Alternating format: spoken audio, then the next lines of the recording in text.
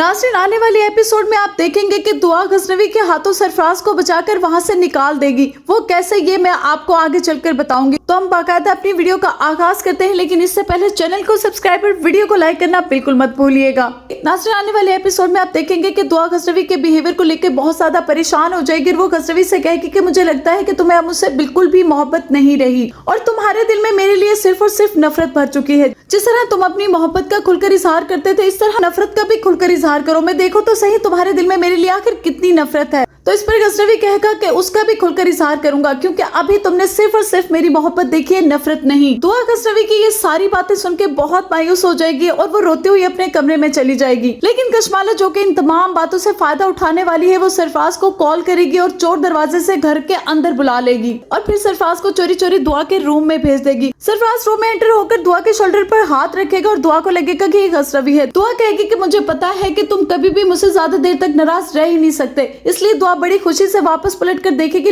लेकिन वहाँ पे गजनवी की जगह सरफराज होगा। दुआ ये तमाम चीजें देखकर बहुत ज्यादा परेशान हो जाएगी। अभी दुआ उसको यही पूछेगी कि तुम अंदर कैसे आए। इतने में नौशरवान वहाँ पहुंच जाएगा। नौशरवान दुआ और सरफराज को अपने रूम में देखकर हैरान और परेशान हो जाएगा। जैसे ही नौशरवान सरफराज को देखेगा, वो फौरन से अपनी गन निकालकर सरफराज के कनपटी पर तान देगा। लेकिन दुआ, जो गजनवी को किसी मुसीबत में भी नहीं देखना चाहती, वो इस डर से सरफराज के सामने आ जाएगी कहीं गजनवी सरफराज के ऊपर गोली ना चला दे और वो इस केस में अंदर ना चला जाए। इसलिए वो जल्दी से सरफराज के सामने आ जाएगी और वो कहेगी कि नहीं गजनवी, ऐसा मत करो। तो सरफराज इस सिचुएशन का फायदा उठाते हुए कहेगा कि देखा, इसे आज भी मेरी कितनी फिक्र है, ये आज भी मुझसे प्यार करती है, इसीलिए ये गोली खाने के लिए मुझसे पहले मेरे सामने खड़ी हो गई।